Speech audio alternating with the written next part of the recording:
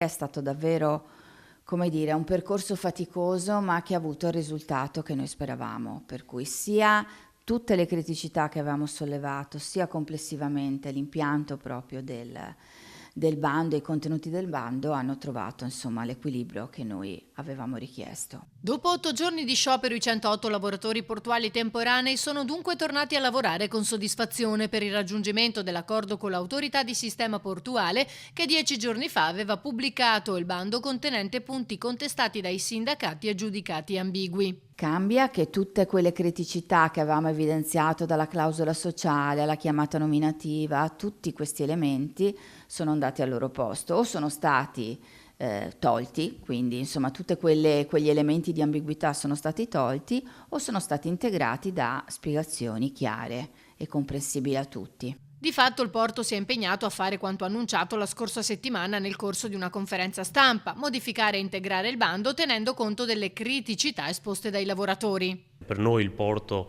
è un'economia importante per la città, per tutto il territorio veneto, e quindi tenerlo bloccato comportava tante difficoltà. Un buon accordo sembra essere stato raggiunto, auspichiamo che adesso le parti siano tornate vicine e che comunque si continui sulla via del dialogo. Per il presidente Di Blasio però le vertenze non sono finite. Venerdì infatti ci sarà un altro sciopero.